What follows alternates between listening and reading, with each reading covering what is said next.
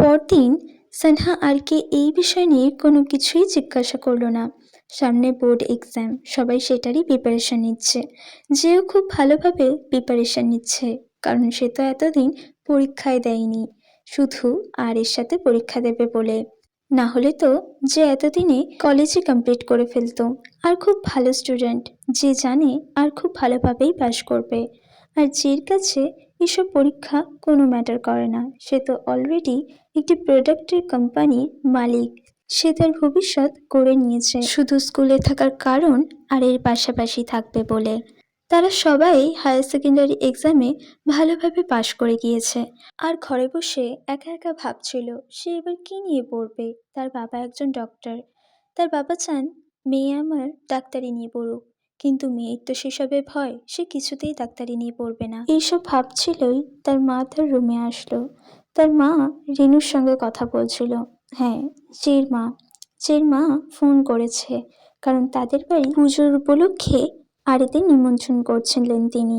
শোনো, তোমাদের কিন্তু আসতেই হবে, আমি কিন্তু কোনো কথাই শুনতে চাই না। আর অনেক দিন হলো আমাদের বাড়ি আসেনি, ওকে কিন্তু নিয়েই আসবে।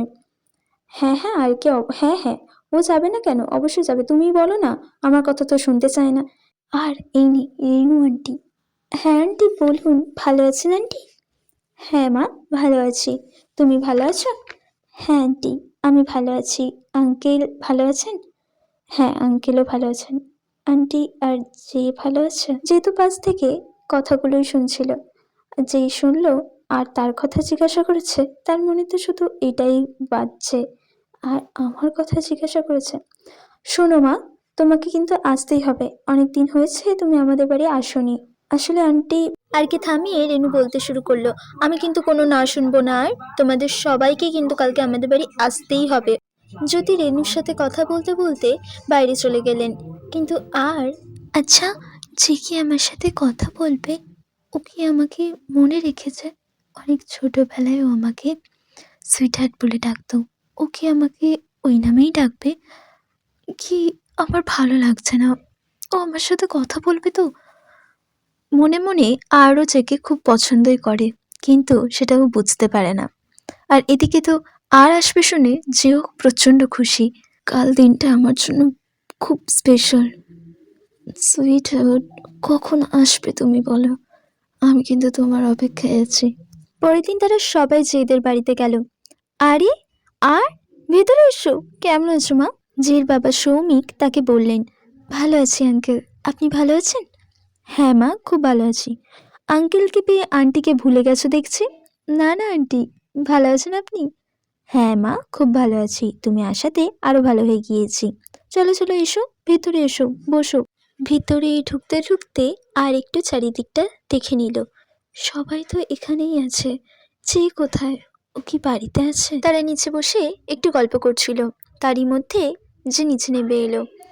যে নিচে নামতেই তার চোখ প্রথম আরের দিকেই গেল। লাল পাতলা একটি শাড়ি, ঠোঁটে হালকা লিপস্টিক, চুলটা খোলা, কোমর ছুঁয়ে ছুঁয়ে, টুকটুকে ফর্সা মুখ, সব মিলিয়ে নতুন করে প্রেমে পড়ে গেল যে আরের। নিজেকে কোনোভাবে সামলিয়ে সে নিচে এলো। কেমন আছো আন্টি? আরে যে, ভালো আছি। আঙ্কেল ভালো আছেন আপনি? হ্যাঁ যে, কখন থেকে তোমারই তো খোঁজ করছি, কোথায় ছিলে? আরে ও তো 10 ঘন্টা সময় নেই সাজতে। ওহ মা। সবাই একটু হেসে উঠল, যদিও বা আরের হাসিটা যে চোখের আড়াল হলো না। কেমন আছো সুইটহার্ট? সুইটহার্ট ডাকতে সে একটু লজ্জিতও হলো, আর মনে মনে ভাবলো, যে আমাকে ছোটবেলার মতো সুইটহার্ট বলেই ডাকছে, ও আগের মতোই আছে। ভালো, তুমি? আচ্ছা মা, আমি সুইটহার্টকে নিয়ে আমার রুমে যাচ্ছি, পুজো শুরু হলে ঠিক চলে আসবো। ঠিক আছে, নিয়ে যা, তবে তাড়াতাড়ি আসিস। ঠিক আছে সুইটহার্ট, চলো। যে, তোমার রুমটা তো খুব সুন্দর, তোমার পছন্দ হয়েছে সুইটহার্ট? হুম, তুমি আগের মতোই আছো তাই না? তুমি কি বদলে গিয়েছো? না না। আচ্ছা, তুমি আমাকে সুইটহার্ট বলে কেন ডাকো? Because you are very sweet and my heart baby. এই অল্প সময়ের মধ্যেই তারা সেই আগের বন্ধুত্বই ফিরে গিয়েছে। পুজো শুরু হতে তারা নিচে এলো।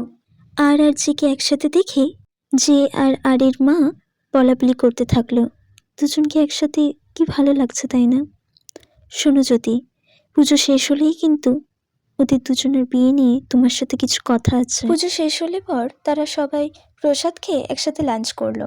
লাঞ্চ করে একটু রেস্ট নেবেই তখনই চুপি যে আর কে এসে ডাকলো, সুইটহার্ট চলো আমরা বাইরে থেকে একটু ঘুরে আসি, বাইকটা নিয়ে একটু রাইড দিয়ে আসি দুজনে। এখন এই টাইমে? প্লিজ প্লিজ না করো না সুইটহার্ট, প্লিজ চলো না, আমরা দুজনে যাবো আর তাড়াতাড়ি চলে আসবো, দেরি করবো না, প্লিজ চলো, না করবে না কিন্তু। ওকে ওকে ঠিক আছে, বাট বাড়িতে আমি ম্যানেজ করে নিচ্ছি, তুমি চলো। ওকে বাড়িতে ম্যানেজ করে যে আর কি নিয়ে বেরিয়ে পড়লো। সুইটহার্ট ওঠো। হুম উঠেছি, চলো। সুইটহার্ট ধরে বসো। ধরে তো ছি। আমায় ভালো করে ধরে বসো না সুইটহার্ট, কেন জেদ করছো?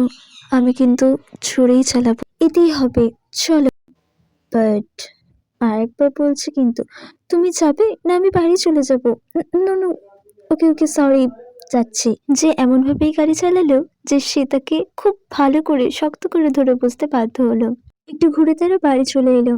তারা এসে দেখলো আরে বাবা মা বাড়ি যাওয়ার জন্য বেরিয়েছেন। এটা দেখে যে এর একটু মন খারাপ হয়ে গেল। আর বাড়ি চলে যাবে, তার সুইটহার্ট চলে যাবে তাকে ছেড়ে। না না না, সে এটা মেনে নিতে পারছে না। কিন্তু রেনুও তাকে যেতে দিল না, আর এর মাও বাধা দিচ্ছে না। রেনুও তাকে একটি দায়িত্ব দিয়ে দিল, শোনো আর আমি তোমার আঙ্কেলের সাথে একটু বাইরে যাব। আঙ্কেলের কাজ আছে কি, আমাদের একটু বেশি দিনই সময় লাগবে।